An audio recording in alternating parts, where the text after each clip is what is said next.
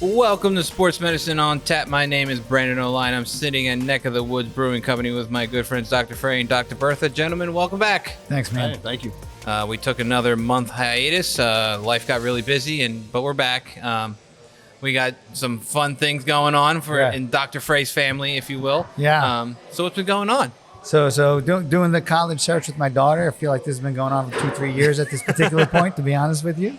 And although not officially committed technically just yet, it seems as though she came home from her admitted student stay at Harvard, and it looks like that's what she's going to do. There you go. And I got immense pride. Yeah, it's super Big happy. deal. Congrats to you guys. Wonderful. Great stuff. And she did really well in the whole thing, and like the short list of schools that she visited down the stretch here were like some pretty freaking amazing schools. And it was just really happy for her to have made this decision. Really happy for her for where she seems to be winding up, and just really proud. Yeah. I can imagine that's really good stuff. So we're happy for you. Thanks, man. Yeah, absolutely.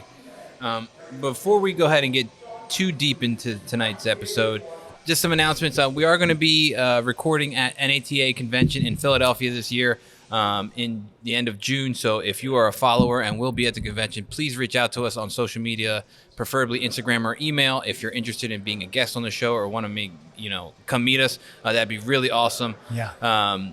Don't forget to check out Neck of the Woods on social media as well. They have Sourfest coming up. I believe it's May 16th on a Saturday. Yeah. So you can pre-sale your tickets now. You can get, advanced, get all that stuff. And I think it comes with a little extra drink tickets as well if you buy your admission a little early, which is definitely worth it. Yeah. Definitely worth it. So tonight we're going to kind of go a little bit around the horn like we did our last time. And it's just that time of year where there's so much going on that it's not fair to any of the sports to focus on one thing. Especially when we've been off for like a month. Yeah, and we got a lot because I've been running around like a crazy guy. Yeah, we got to catch up on a few things. In the middle of NBA playoffs, we got NHL playoffs. In the heart of the beginning half, if you will, of the baseball season. So a bunch of different things to talk on. It's not Sports Medicine on Tap if we don't talk about good old Joel Embiid. Sixers make the playoffs. And then Joel Embiid just unfortunately gets this unlucky stick of he just finds a way to get. You can't script it. You can't script it. You can't make it up. We focused earlier on of like how they're going to, load management. He's not playing back to back all season. He's doing up and down. Then goes ahead and have to get his has appendicitis, has to get his appendix taken out. Like how did that actually happen? Yeah. Like it's unbelievable. Really, honestly, truly. It really is. It's amazing. It's always something with him, I feel like. Yeah, it's just like you just can't get past the unluckiness of just getting him. Like you can't get him healthy to the playoffs. Whatever it is, there's some kind of going hurdle. to happen. Something. He breaks his face. He has Bell's palsy. He gets the knee injuries that have occurred over the years, the thumb, or whatever the case is. Yeah.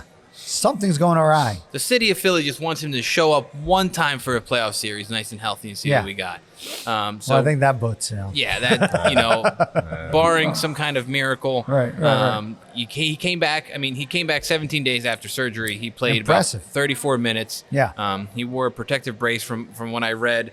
Unfortunately, though, his presence didn't change the outcome of the game. Yeah. The Sixers still did lose that one, and they're down. I think it's 3-1 now, and I think we should delve into appendicitis a little bit and then talk about the game a tiny bit too. Yeah. So I forget, I didn't write it down exactly, but I actually did see a video of him talking. He was having some stomach pain.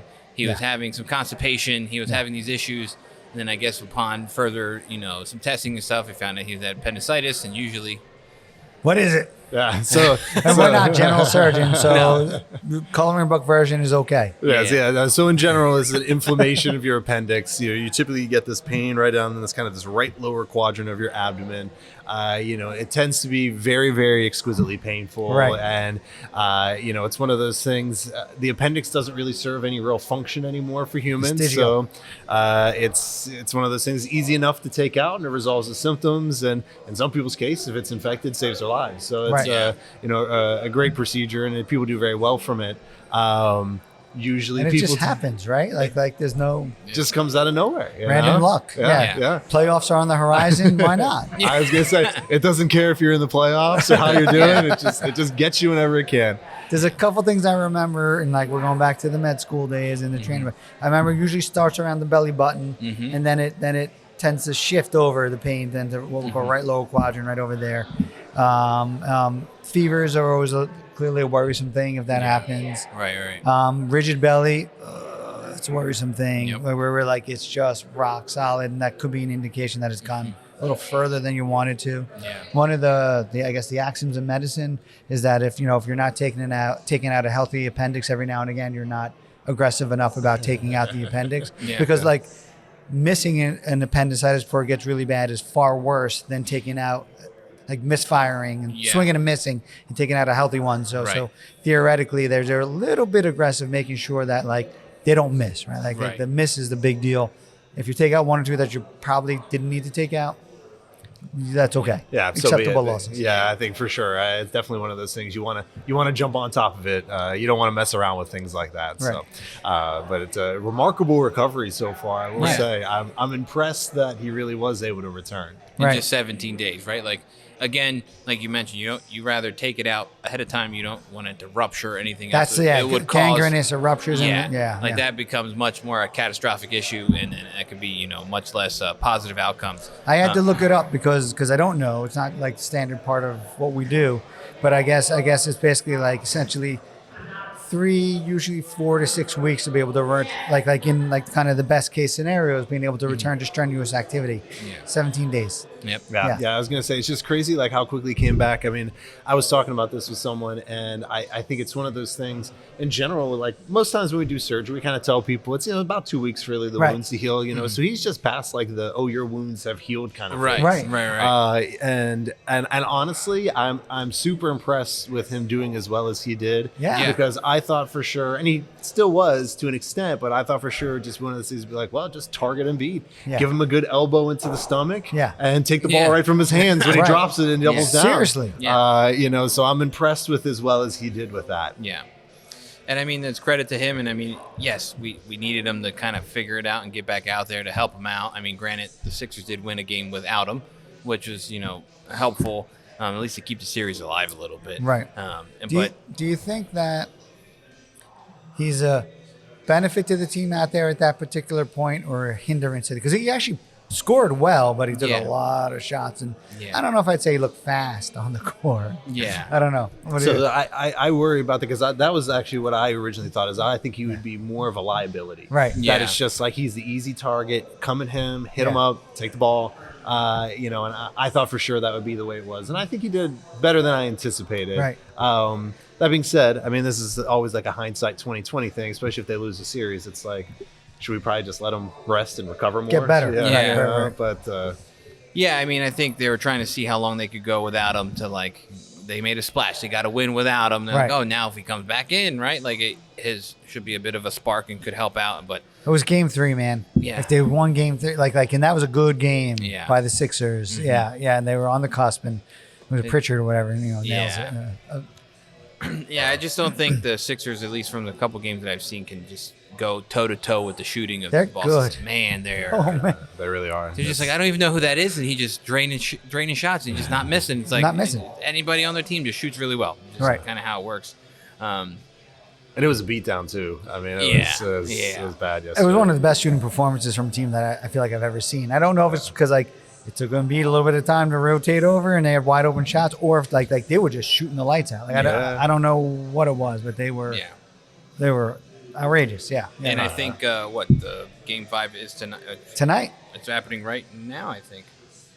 Yeah. We record on Tuesday nights. Yeah, so it's happening as we're recording. So who knows what's going to be the outcome of tonight? Hopefully, Embiid does really well, and we're putting positive vibes in the universe for him. I was going to say, we got the Phils on the TV we got the behind Phils us. behind us. Right. Yeah. Who also let go of their manager today. So just all kinds of stuff in Philly sports, right? Just a lot of disappointment there, just the past couple weeks. But. Yeah. I was listening to so Thompson did a press conference after getting let go.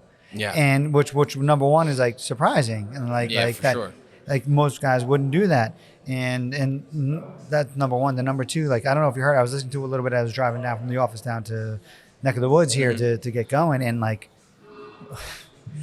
what a class act. That's all I can say. Just answered every single question. didn't hide anything, and it was like dignity and still supportive of the team that gave him like what a class act. Really good. Yeah. I was gonna say that's nice to see though. I mean that's important. It says a lot about his character. So. Right. For sure. Yeah. For sure. And I mean, it was just one of those things where in the least major leagues, like it's kind of going around like they just fired everybody in Boston. Right. Everyone got let go. I know. So it's just like, all right, well, these things, like something's got to happen for the team to kind of do well when you're looking at the worst record in baseball right now. You got to figure something out. So is Alex Cora going to come in and be the new manager? Like, because I think Mattingly stepped up. I think Mattingly's now the interim. Is he going to have a shot at take? I guess we'll see. Yeah, I guess we'll see. I mean, he's TBD. managing his first game now, so hopefully they figure it out for him and they just kind of rally. Because I thought Daryl Morey said that. I called Alex Cora and said if you want the job, it's yours, kind of a thing. I don't know if that's true or not. Yeah. Who knows? I feel like it just depends on how they kind of continue to progress from here. Yeah. It's hard. It's a hard spot to be in. Donnie Baseball getting a shot. Yeah, right. Interesting. Yeah. We'll see. So in the breath of baseball, if you will, Zach Wheeler made his debut. He came back, tossed about 84 some pitches, went about 5 innings with 6 strikeouts. Not terrible, not great. I don't really remember if I don't think they won the game for him, but they haven't won many. So. Yeah, they haven't won it, so it's safe to assume he has. I haven't been watching too much baseball to like figure that out. Neither have the Mets. I think they did win that game. I think that was. Oh, is that right? I think so. Yeah. Okay. Don't quote me on that. I'm pretty sure they did. I'll have to check that out right now. But so just something along those lines. And again for baseball related injuries, the Dodgers closer Edwin Diaz just went down with an elbow surgery. Yeah. Not a typical UCL injury. Not everyone's here elbow surgery. Everyone's assumed it's Tommy John. Yeah. He's just having some loose bodies removed from the elbow, and it's expected to be out the first half of the season. It says about 3 months. Yeah. Which is an interesting take because those loose bodies when you have those bony fragments or whatever those loose bodies, if you will, or in the elbow, whatever it may be. Yeah. Get that out, and hopefully he can recover pretty quick and be effective. But this guy's also been injury ridden the last few years with the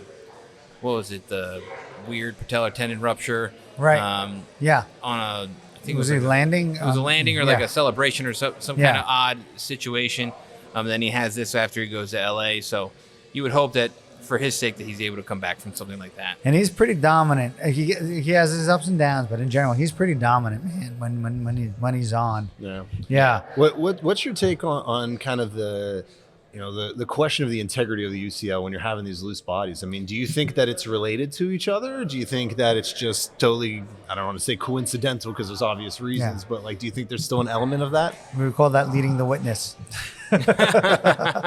Yeah. So I think that there is a very reasonable chance that there may be a little bit of a correlation there, right? And there's a whole mechanism within baseball throwers, overhand throwers, pitchers frequently, where it's something called a valgus extension overload, and that the way that they throw, one of the restraints is supposed to be on the collateral ligament, but another restraint to keep the kind of elbow aligned as they're throwing is the olecranon, kind of the tip of the shoulder and the tip of the elbow, as it fits into a little groove in the back of the top of the arm bone, at the bottom of the arm bone, the humerus. And so if you have a little bit of if the UCL is a little bit stretched, it's not really doing what it's supposed to be doing, then you're relying on the olecranon to keep things steady a little bit more, and you start to develop arthritis, osteophytes, bone spurs. You start to get breakdown in the elbow. You start to get lose some of your range of motion. Baseball players sometimes are amazing. Like the pitchers will come in, they can't get their arm straighter than if you're just listening. Let's say 70 degrees, and somehow they can still throw the ball as hard as they can throw the ball. Right. Yeah. But that's arthritis related, right? They're going down this pathway, and they'll start to develop these loose bodies that are floating around the elbow, and then they need to have surgery sometimes to get those things out to get them on track. I think it's more of a painful situation at that point in time. Sure. Yeah, for sure. Yeah. And I worry a little bit because you're getting in there, you're moving around, you're kind of driving around with your scope to get those things out of there. And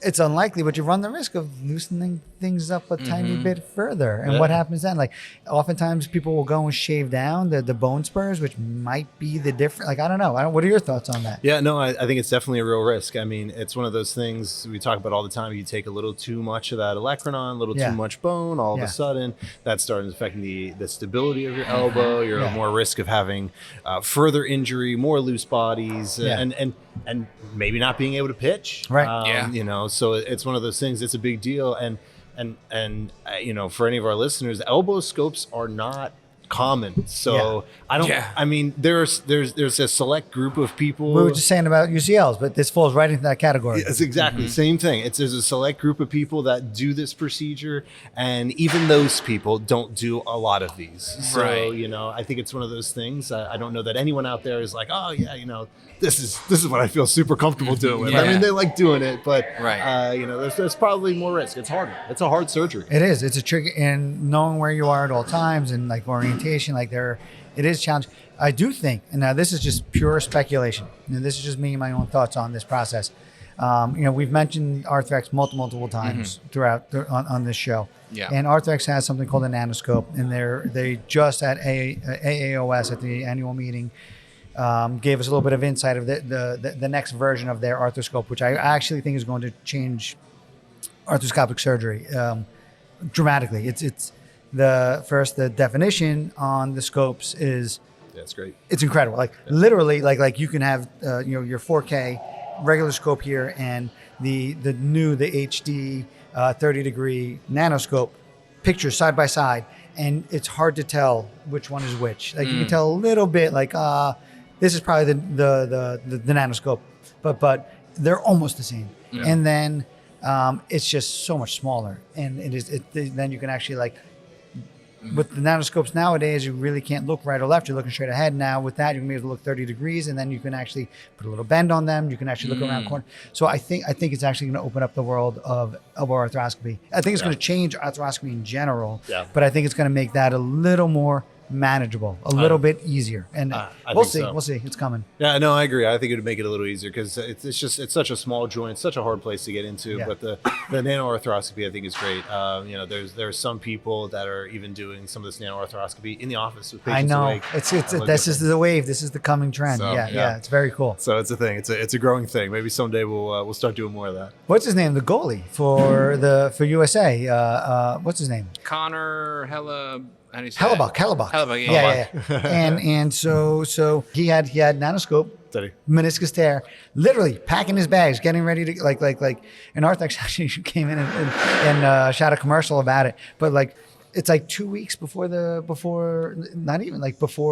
Olympics, and he goes in, they scope his knee, trim out a piece, little nanoscope it, trim out a piece of it, goes, and then of course he has the game saving save, like in the gold medal, like jackpot. The fact that they happen to have to do that on him at that point. Yeah. It's a big win. It's a big win. Those things definitely help with marketing for that. For sure. On a whole nother level. That's Olympic gold medals go a long way when it's sports medicine. You can fix things and make it work pretty well. We were actually doing last year when they had the whole fluid shortage after the hurricane and everything that. Yeah. There was a lot of limitations on the fluids. What you could do, We were using the nanoscope because it's such a limited fluid supply to put in, and just using the regular, the rest of the instruments just in the. So you're filling up syringes and just doing syringes and just one by one. Yeah, a little syringe. Far less fluid. Yeah. So it's pretty incredible. Wow. You'll see, it's going to change. I think in 5 years, I'm gonna maybe it's a little aggressive of an estimate, but I'd say in 5 years, maybe 50% of arthroscopies are done with nanoscope is my guess. Heard it here first, folks. Sports medicine on tap with Dr. Frey. It's going to change everything. I think. Yeah. To go back to bouncing, we're just going to keep bouncing around. Sorry, no. We went all over the place there. To go back to the NBA playoffs, to kind of talk about some recent injuries and some different things that happen. I think the biggest one right now in the NBA is the Minnesota Timberwolves had some big injuries in their most recent game. Anthony Edwards went down with a really wicked-looking knee hyperextension. Oh, it looked bad. Unfortunate that it happened, but very lucky that there was no ligament damage per the reports. At least it says just bony bruising, and he's going to be out for a couple weeks. But the way he took that awkward fall, Yeah, you see the knee, Yeah. dude. It just kind of. Oh, no. I was like, oh no, that ACL does not look. Yeah, look bad, but Yeah. it's those injuries. They're interesting because like they hurt. Yeah. Like it takes a little while for people to come back because it's just all that bruise in the bone, just Yeah. weight bearing, especially running, trying Yeah. to do jumping, anything Yeah. like that. Just a lot of pressure. And for someone like Anthony Edwards, who's such a powerful and explosive player, That's right? true. Like yeah, you can't not gonna be able to produce that much force with that knee when it's all that bony bruising and everything else. And then if you try to push it too fast, are you gonna like influence the integrity of the joint and put him at risk for something else? Which That's is the like big worry. It's like sure. yeah, it's gonna stink if we have to sit him for a couple weeks now, but God forbid something else happens and then a ligament doesn't do his proper job, and now we're talking surgery, and now we're going into next season. It's like yeah. And it, like, you know, does this impact him career-wise? You know, one Right, of the best players in the 100%. game. Yeah, yeah. I read something that said like 1 to 2 weeks, and maybe it is. Maybe it's the playoffs, and maybe they push it. But like, I feel like that's not enough time. Yeah, I would agree with you. I mean, I feel like this is like the Joel Embiid scenario. Like, yeah, can you get back? Maybe. Yeah, Right. you might be able to do okay, but are you going to really be at your 100? Are you really like providing the best stability you can? Yeah. Yeah. Probably not at Yeah. that point. You know, can you do it? Sure. You know, but are you actually better than the person that would have replaced you? Right. Yeah. yeah. Are you the best version of yourself? Yeah. And are you the better? Are you even better than the next guy that would replace you at that point? Uh-huh. And then the other thing with that is, maybe you do it, maybe you get away with it. You don't have a secondary injury, but maybe you don't. Right? Like maybe you don't get away with it. Maybe you do have that Yeah. secondary injury, and then like the second guessing begins. And Robert Griffin, like I feel like he's that classic example Right. where he pushed it a bit too Pushed it much. too Like, hard, like, yeah. yeah. For sure. I was going to say that makes me think of the Lindsey Vonn scenario. Right. Yeah. Right. Right. Same thing. It's, if I it- mean, clear as yeah. if that would have worked out, everyone would have been like, "Wow, Yeah. that was amazing!" What a hero. You know? Yeah, yeah, yeah. you know. And same thing with I'm like, still a hero for trying. Yeah, I don't Yeah, want to. Yeah, yeah. I but get then you. you can even go into the argument of like same thing of pushing through these injuries of like I don't know how many times I've referenced the Kevin Durant situation a few years back now when he was dealing with this calf injury, Yeah. and then he pushed it, and next thing you know his Achilles goes. Yeah. And then again with the Timberwolves in the same game they lost Donte DiVincenzo to an Achilles tear, Oh. and that was classic. The ball got tipped and was going the other way, and he went and just took a step back, and you could just see it just Reverberate. snapped. The reverberation, Yeah. Classic. I know. and then also with that, when with an Achilles tear in the playoffs, I saw a weird graphic of like people who wear the number 0 the last few years have not had good luck with their Achilles in the NBA playoffs. Last year, Damian Lillard, Jason Tatum, and Tyrese Halliburton, all who wear number 0, had Achilles tears, and so does Donte DiVincenzo. How does this stuff happen? I don't know how it happens. It's crazy. Don't wear zeros. Yeah, just don't wear number Yeah. 0. My son wears 0. You got to be Good done thing with he's not that. in the NBA playoffs right now. Oh man. Get a But double one- 0 or Right. something Yeah, like He's that. actually was double 0. Oh, I can't remember what he is on his club team. He's not on his Hannaffield team. I can't remember what number it is on the club. I don't remember if it's 0 or if it's double 0. But yeah, like but you got to get off a 0. Yeah. And I think with that too is the Denver Nuggets, Aaron Gordon right now is dealing with a calf injury. He got hurt in game 2. He was out for game 3. He tried to come back in game 4, and from what I read online, he didn't look that great. I didn't watch the game myself. Right. He was out for game 5 last night. And then it's like just one of those things of like what we've just mentioned, right? Like why push through these injuries, especially the calf. Calves give me like, as a clinician, it's just like, man, I'm good. Like I don't want to push this because I'd rather you miss 2 weeks than over 12 months. Like it's Sure. Yeah. just you can't argue Even with if me it's a enough. critical 2 weeks. Yeah, even if it's a critical and it's a big time of like, I've sat people who are important players on various teams. Like it's a calf. Don't mess. Like I'd rather you miss this week and whatever happens happens. But going forward, you don't want to have to deal with an Achilles tear. Like that's so much worse than missing a game. For sure. I feel like these calf injuries are a lot like hamstring injuries. Yeah. It just lingers and lingers, comes and goes. Unless you really get it better, it just keeps causing problems. It doesn't lead to the Achilles problem, but they just linger around and they're problematic. Yeah. And I feel like if you don't squash them at the first time through, even if you do squash it, like give it its due time and get better the first time through, sometimes it rears up again. But if you don't give it proper time, it's more likely to continue to be an issue down the road. Yeah. And especially with the playoffs, right? You got it. Like you want to hopefully get past one round, then you worry about those injuries and trying to get them to the next round and try to figure it out. Right. I feel like we have to mention Halliburton didn't come back at all this year, I don't right? think so. No. as far as I know, I don't think, and maybe Indiana wasn't quite in the same place as the Celtics were, but like, I'm not shocked that Tatum was able to come back this year. I am shocked at how well he's playing. It has been impressive. It's funny. I had this comment on here for a later thing, but I'll ask it now because I saw someone that was commenting about Achilles injuries and ACL injuries and said, "Oh well, it was one of these things like, oh, at least it wasn't their Achilles. It was worse. It was their ACL." And I was thinking about that, and I was like, I don't know if that's worse. I felt the same way. I was like, I feel like I probably would rather have an ACL tear. I feel like what's your feeling on that? Don't put that out there in the world. I know, right? Right. I mean, I know it's a little bit like comparing apples and oranges, but I was like, I don't know, I agree with that. Let me hear your thoughts. Well, I've had an ACL tear. Yeah. Hopefully I do not. Hopefully that's the last time. Yeah. Hopefully that's the last one. But no, I wouldn't agree with that because I think in the world of ACLs, it's generalized in a more faster recovery, although I believe it takes way longer than people just assume. Yes. Right? Like, I always go back to the Adrian Peterson shifted everyone's thoughts. The Lindsey Vonn almost shifted everyone's thoughts big.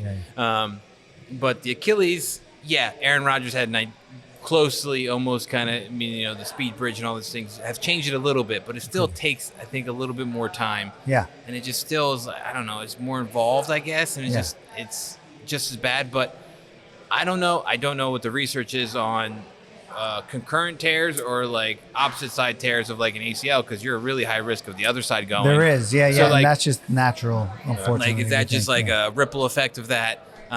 So I'm not sure. I don't know. I think Achilles is probably worse off, in my opinion. I felt the same. I feel like at least in ACL, I feel like in general, I mean, obviously there's complications, but in general, it's kind of a reliable rehab protocol. More so, kind of when you're going to get back. Yeah. You're going to probably get back to a pretty good spot. Achilles, I don't feel like So that's exactly the point I was going to make. Yeah. I think it's more variable with Achilles. I think ACL usually takes a little bit longer, but in the end is a little more predictable.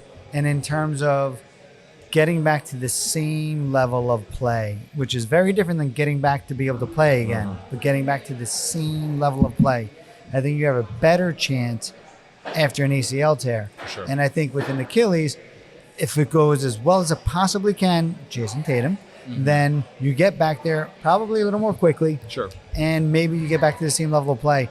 But I think there are way more people who don't actually ever get back to that level when it comes to an Achilles as opposed to with an ACL. I would agree. That would be my assessment of it. Yeah. I would totally agree. I think that the Achilles too is just fraught with more complications and issues. And I think also too is just the role of what we're talking about, right? Like the ACL is a ligament, the Achilles is a tendon. The tendon has so much more force it has to deal. Like, yes, the ligament, the ACL is very important, right? The stability is very important. But I think the power that you need to push through that tendon using your calf muscle is going to be way more intense and more like involved than an ACL will. Yeah. Because you strengthen all the muscles around it, you're not strengthening the thing that's going with that tendon that was the actual muscle that's pulling on it, right? And I mean, Tatum, I just looked it up to see how long it took him. It took him roughly 10 months to come back, 298 days after surgery to come back, and he's playing at a almost lights out level. That's the amazing part is that it's like a lights out level. Yeah. Like I expected him to get back and be okay. Yeah. Not the way he is now. It's been good. Yeah. We've had Dr. Brand on here a bunch of times, right? And he loves to talk about it. He's like, you're like flubber when you're first coming back. Like that calf is just, there isn't much there. And you look at freaking Tatum running around the court and you're like, that's not flubber. Like that guy's incredible. Look at him bounce. Like he's on pogo. Right. It's amazing. No, and just for reference, Kobe Bryant came back in 8 months, 240 days. From his Achilles, just in comparison, which is another freak athlete, if you will. Slacker.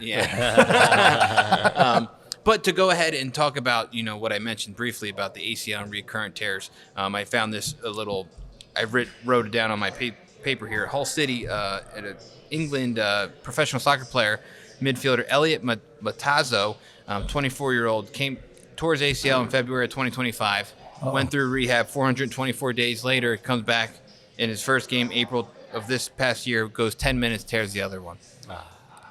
Like, that's rough. That's one of those things where I think yeah, you can argue that the Achilles and ACL, but like that, one of those situations, like holy cow, like that's a rough. Like you just spent the last, over 1+ year of getting back, and then you go about 10 minutes on the pitch, and then you're out again. We've talked about this, right? Like there is a predisposition for that particular injury, and there's something in the width of the notch. There's 10 different factors you can talk about. Oh yeah. Landing, the valgus extension, there can be a number of different factors that can contribute to someone tearing their ACL, right? And if you've never torn your ACL, it's like 0.2% chance that you will tear your ACL. Yeah. If you torn your ACL on one side, it's like 9 or 10% chance you're going to tear the other side. That's unbelievable. It is, and actually, it's funny because I just had a patient just recently that was this very same scenario. Yeah. Soccer player tore one side, came back, tore the other side just recently. Yeah. And I was thinking about, I'd love to hear your thoughts on this. Part of me was wondering, is it beneficial to do a primary LET on the other side? That would be an exceedingly like aggressive approach. I don't know. Who knows? Maybe. I don't know. Admittedly, it is aggressive, but I think the downside of LETs, I think, is Are you doing an low. LET on your primary reconstruction if they don't have, whatever, greater than 5 or 8 degrees of hyperextension or greater than 12 degrees of slope? Like, are you doing an LET on a primary usually? Not usually. Not something that I would kind of standardly do on somebody. But it makes me wonder, if you have these folks that tear the contralateral side, is that enough an indication to say, maybe we should do that to try to prevent, because you're clearly at risk, whether it's, like you said, all those factors. If you that have play the risk into it. factors that might drive you to do an LET on a primary on one side, maybe that also then you should be doing the other side at the same time. Maybe. Yeah, I mean, that is addition a to that- very interesting thought. Yeah. I was just thinking about that. I was like, that might be something that's worthwhile to provide some additional stability. I don't know. I have don't to know. ask what's an LET. Lateral extra-articular tenodesis. So they're called LEAP procedures. The lateral extra-articular, adjuvant procedure, or whatever it is. Yeah. And so basically, there's two different procedures that people will do on the outside of the knee. Okay. One is an LAT, lateral extra-articular tenodesis, where you're taking a strip of your iliotibial band, the center strip, like the middle third, you basically free it up. It's attached still where it attaches to the knee, and then you pass it under your LCL, and then you either tack it down to bone or wrap it around the LCL and sew it to itself. It was a Lemire procedure, was like the historical version of it. Now there are modified Lemires. And this is what they used to do instead of an ACL. Now people are adding it to the high risk or re-tears. When you do a revision, you add that. And then there's another version of that, which is the lateral Anterolateral ligament. ALL, the anterior lateral ligament. In which case, you're taking instead of using their IT band to do it, you're doing it with a graft, and you're essentially doing the same thing but with an allograft. And what's really crazy about this is totally unrelated. I have a patient who just retore an ACL and saw a surgeon today. Yeah. And he was trying to explain to me what you just explained to me, and I didn't know what he was talking about. Yeah. I didn't know what you guys were just talking about. Yeah. Now it's all full circle. Now it makes sense. Now it all makes sense. And, so one of the big advantages, so the idea here, right? Like if you think of the tibia as kind of a circle, and you think of the femur, although it's not a circle, it's like maybe another femur, another circle sitting on top of it, right? If you're doing an ACL, you're trying to control the rotation of those two circles on top of each other from the center of the circle. That's not an easy thing to do. Right. So if you control the rotation from the outside edge, i.e. LET or the ALL, then it's much easier to control that rotation. So the advantage is you're less likely to have a secondary injury because there's a huge rotational component to it. The drawback is we don't know exactly what it means for people getting arthritis down the road. Like, are you putting them? It's not necessarily an anatomical procedure, so it potentially comes at a cost, right? And then if they're young, if their growth plates are still open, you probably don't want to go down this road just yet. So I don't think it's fully figured out. There's a lot still to be determined, but I think it's becoming very, very standard practice. If there's a second tear and you're doing a revision, add either an LET or add an ALL to the mix. So LEAP, elite procedure. And if now it's actually becoming, it hasn't been, but it's becoming a little more acceptable that if you have a few of the contraindications, the warning signs. So some of the high tibial slope.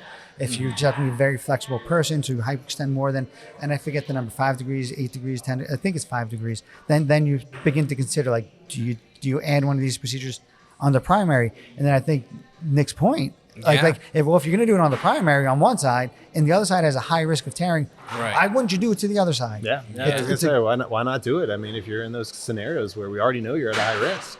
Do it. Yeah, preventative. Do it. Right. We have them do, like, we want them to do these protocols and these programs to reduce the risk of a tear. Like, they're having surgery anyway. Maybe you do the other. Do you think it would impact their ability to recover from the?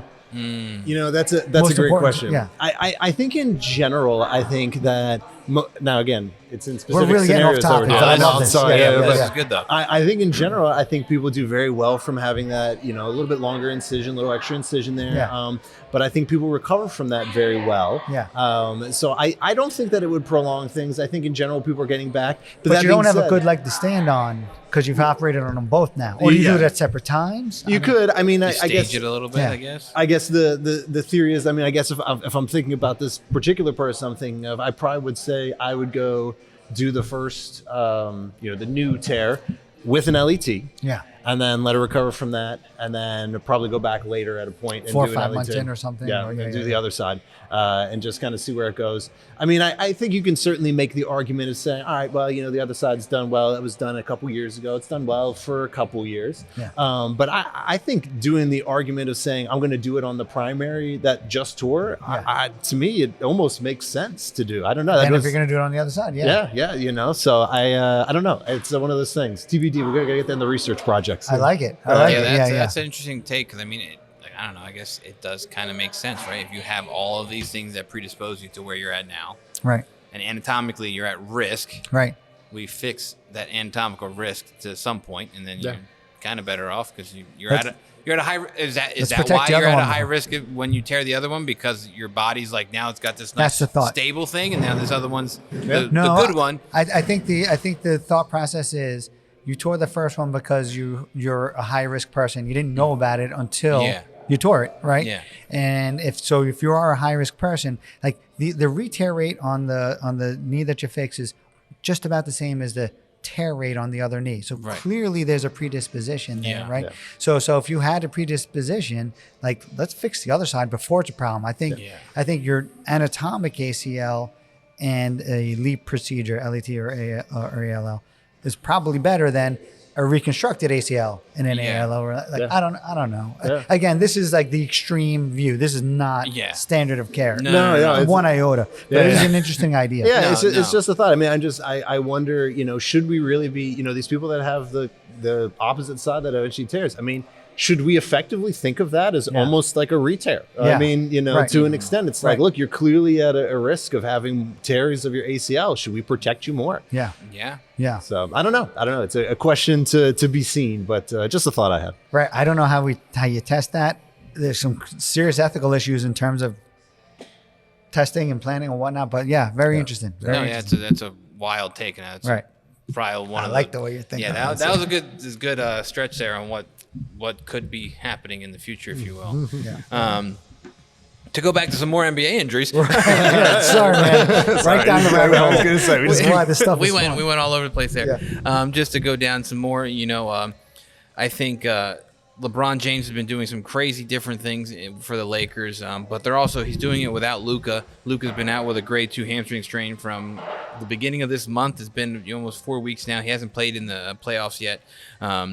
I don't even know what the series of the Lakers right now is. I think they're about to win, or they just won. Like, they're about to win, I think. I think so, yeah. Lakers are winning, or up 3-1. Yeah. Which is crazy, right? Because I was having the classic LeBron versus Michael Jordan debate with somebody the other day, and just talking about it. And I feel like I tip towards more of the older debate of, I think Michael Jordan has it because he set the path for everybody else, and everyone else kind of, granted, all these records are meant to be broken, but after watching the stuff, just the highlights and all the different things that LeBron James is doing now, it's like, it's harder and harder. He threw an alley-oop to his son in the playoffs. Like, how crazy is that idea of just like those things that happen? Those of us who watched Jordan, like when it was unfolding, I think are so blown away by Jordan. Right. Like, you feel like nobody ever, no way. Yeah. But when you start adding up cumulative accolades, Just all these different things. man, LeBron is ridiculous. Yeah, That's crazy. Like you can't. Like I was trying to argue of like, yeah, I think the technology of sports science and just health and recovery is way different than it was for LeBron than it was Michael Jordan. And it was LeBron, a different game. A different game. Very LeBron physical invests game. way more than I think than Jordan did at whatever the case is. Jordan was at the casino. He invested in other things that he Right. gambled with. But I think it's just one of those things where it's just like you don't really appreciate it because we're on the doorstep, if you will, of having an NBA without LeBron. Right. Like we're getting really close to having That is it's unbelievable It's thought. much crazy, know. and It it's is. also crazy to think of like this whole generation, the generation that I kind of grew up watching Yeah. and everything, like the Steph Currys and all these Yeah. people, the James Hardens, they're all gonna fade away soon. They're Like there. this- Yeah, they're reaching the end. and you don't know when this next group of all-stars is really going to just take over because Yeah. these guys have been doing it for so long. The longevity has increased, which is really crazy. Yeah. But to see what the Lakers can do once Luka's back, Right. like a healthy Luka with a LeBron and all these different things, like I don't know, can he go They one could more run time? it. They could right? be really formidable. Yeah, I don't know. Speaking of Luka, then. Oh, I'm sorry. I didn't mean to cut you off. I'm sorry. No, go ahead. No. No, I was going to say, speaking of Luka, let's no. talk about that particular injury. Yeah, hamstring strains, right? And we kind of mentioned it a little bit before, just how nagging they are. And I think, when they kind of go up in the grade 2 hamstring, it makes it a little bit more worse. More worse than the classic. I feel like grade 1s are always thrown out there, but he's taking a lot of time. I mean, from what I looked, he got injured on the 2nd of this month. That's almost 4 weeks now, and he's still not back, which is not uncommon because when you have a pretty significant hamstring strain, getting it back is great, but being confident and having the endurance to sustain explosive plyometric level of basketball is so hard. Really hard. I think that's the right move, though. I think it's one of Right. those things, giving him the time that he needs, Yeah. just letting him recover, kind of like we were talking about with the calf stuff. I think it's the same thing. It's these posterior chains. I get Right. you. Yeah. Yeah. I just think giving them the time they need is gonna get you back better and probably faster than trying to push it and get in faster. Especially when you're winning. And Yeah. especially Like, when becomes he's like, easier. You For know sure. what? We'll just rely on 40-something-year-old LeBron. We'll figure it out, and it's working. So Right? How? Whatever. How? yeah, it's That guy's amazing, amazing. just how old he is and how effective he still is Right. at this age, and it's just this level of wisdom and just basketball IQ at such a high level. It's like, Not to get off Luka, but it is amazing watching how the great ones evolve their game with time, Yes. right? Yeah. Like LeBron and his ability to dunk, and Jordan, and then to watch them become outside. Not that they can't still dunk and do something, Right. but watch the game evolve so that they remain They the best stay for stay so relevant. long. Yeah. Yep, and for they're sure. not one-dimensional. They just multifaceted game, and they can do all these different things. Yeah. That's what one of the I forget where he is on the list, but one of the I guess the highest 3-point shooters are like the not percentage, but just most total is what's his name from North Carolina, right behind Jordan. Is it Carter? What was his name?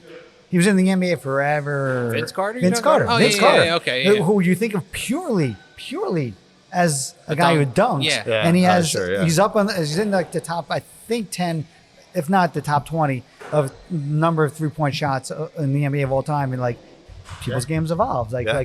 He was purely a jumper, it's pretty amazing. No, I think it's I've seen some infographic things. I think it's really interesting seeing where people would take shots and right underneath the net 20 years ago. Yeah. And how it now just it's- expanded out, right? Yeah, Yeah. I was gonna say it's a lot of threes. There's still the people under the net, but it's Yeah. a totally different Oh, dynamic yeah. of where And- people are. From Yeah, the so- logo is okay. I think Vince Carter ranks in the top 15 in 15. 3-point Right.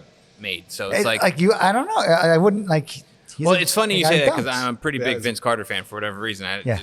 But again, like you said, towards the tail end of his career, he was just shooting it because Yeah. the athleticism, it was still there. He could still dunk it. Yeah. But he just wasn't doing that kind of aggressive play, and he The was game just evolves. shooting. Right. And then to go, we're talking about all the older folks trying to make their way on the way out, but then you have the younger people coming in. Victor Wembanyama, who we've talked about before, had a really wicked fall in that was one game. horrible. That was just a tough, and he smacked his face so hard. It was like a tree falling in the woods, Yeah. and And his height is what makes him really good at basketball, but his height was also at fault right there because he was very high, and he came down really hard, smacked his face pretty good. Bounced. It's a big fall. Right. For sure. Yeah. And I think, I think in general, sports like in football, there's a lot of focus on concussions and other things, and I think the world of basketball is a lot less common. Obviously, it is a contact sport, but you're not hitting with your head like football is. But I think there's sometimes when watching the NBA, like guys take some pretty significant falls, and they kind of keep going. Where it's like, I don't know, like the concussion protocol, or it's like he came back quick. He came back. I think he got hurt on the 21st, came back on the 26th, which is 5 days, which is generally a 5-day protocol, give or take. But again, you make those little bit of adjustments in whatever the exact NBA protocol is. Now, speaking of severe head injuries, we should all make sure that Crosby's okay after his big hit that he had at that game. The dirty cross check, is that what you're talking about? At the end of the game there? Yeah. We're losing listeners like left and right now. And again, which, we're just bouncing everywhere, but to bring back hockey, and the same thing, which I've said to somebody today, is like, you can't leave these veterans around because they evolve the game, and I think that's the danger, if you will, the Pittsburgh Penguins. Like, the Flyers are young and gritty and all these different things, but you let these older guys stay around, they know how to win a series. They'll figure it out. Right. And they're making it interesting, right? It's 3-2, and tomorrow night we'll see what happens. But I still think it's a long shot they actually come back and win it. They still got to win 2 full games. Yeah. To your point, lots of times, like you see it happen all the time. Team gets up 3-0. Another team comes back, wins one, so it's 3-1. But it's everything they have to not get swept, and then it ends. Yeah. When they win the second one, all of a sudden, everything starts to change. You know what I mean? Then the team that's up starts playing a little more tightly. Yeah. The team that's down and making the comeback they're playing with house money at that point. So we'll see. It'll be interesting. And I think it's funny to. Oh, go No, I was just gonna say your point about the veterans. It makes a difference. They know how to. They've been in this game. They know what to do. They're calm under pressure. It's like I've been here before. Yeah. So. And I think even watching last night's game of just different points in the game of we've talked about Chris Letang before with his cardiac issues and all these different things that he's had. He's had multiple strokes and all these different things. And just watching him play, it's like. Yeah, he may not be as fast as he once was. He may not be as agile, whatever the case is. But his knowledge of the game is so different. I don't know at what point of the game they were trying to get up the ice, and he was kind of in the middle he was odd man out. He was 2-on-1, and it was a younger guy on the Flyer trying to make a pass, and he just knew where to put his stick to stop it. It wasn't. He goes, you can't just flip it over my head. I know you're trying to do that, and he just stopped it almost immediately, and was like, nope, trick didn't work. Right. Again, that's just a veteran move, and you can't deal with that when you're younger and you have these guys with all this wisdom. It just can't let them hang around so long. You got to just finish it off and keep on keeping on. Anybody watch any of the draft? People excited? I did. Yeah. I watched some of the draft. I'm a Steelers fan, so I was a bit upset about the whole Eagles taking the lemon. Little steal there. As soon as it happened, I was like, I think they just stole him right out from it. And then the videos came out, which is crazy. Yeah. But that's just. It's so crazy too of just watching the draft and how those things happen. Yeah, and I think that's a Howie Hall of Fame. Oh yeah, sorry. Yeah. No. And I think this year too, especially they reduced the time from 10 minutes to 8 minutes. So I think the total draft was way better, under 3 hours, and it was fantastic. I've had drafts where I kind of dislike Lamar Jackson for when the Eagles had that last pick that year and they traded away. I stayed up the whole time to watch the Eagles draft somebody, and they just traded, and Lamar Jackson went to the Ravens. I was like, I just wasted my whole night just watching this. Right. But very cool to watch these stories come up of all these different things. Yeah. And I mean, yes, the Eagles, as an Eagles fan, I think they did pretty good. Yeah. And I think they took a roll of the dice taking that Bernard kid who's never played a down of football but is a freak athlete. You hope that you can kind of get a Jordan Mailata situation of same idea. Right. Someone who's really talented, and you can just form him into this person that you want. Yeah. So we'll see how that kind of works out. Yeah. It usually doesn't work, but they've had success in the past, so you can't argue. Yeah, I was going to say, I'm interested to see where it goes because he is a great athlete. Yeah. I will say that. Freak. I'd love to see where, I haven't heard, but I'd love to see where they're going to put him because I feel like he could do well in a lot of positions. It just depends on what he gravitates towards from an actual football standpoint. So be really cool to see, actually. Yeah. one last thing on this. I don't know if you guys caught it a few weeks back. UFC light heavyweight title fight. Carlos Ulberg knocked out Yuri. I don't even know how to say his last name. Prochaska? Yeah, Prochaska. There you go. Just minutes after tearing his ACL in the octagon. Yeah. I was watching the fight live, and I looked, and his leg gave out. I thought he tore his Achilles the way, like, his leg, like, it looked like it reverberate, like that reverberation happened when they showed.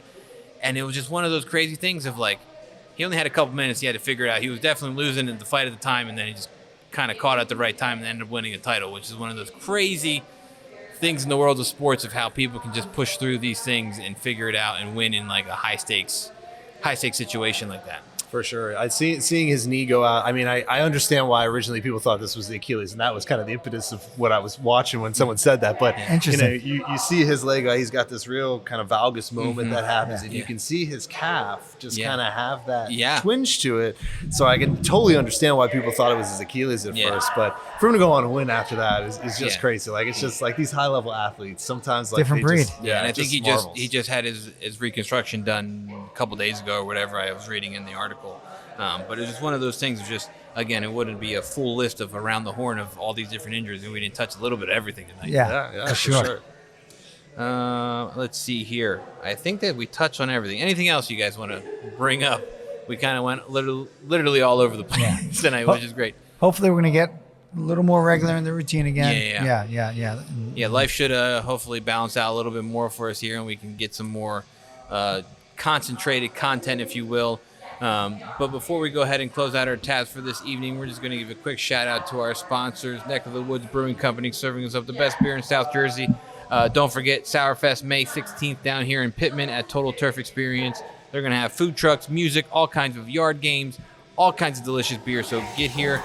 Pre-sales going on for tickets as well. Timberwolves Productions helping us get all this audio, video, and all this media out to all of our listeners. Give us a like on social media, and we'll see you next time, folks.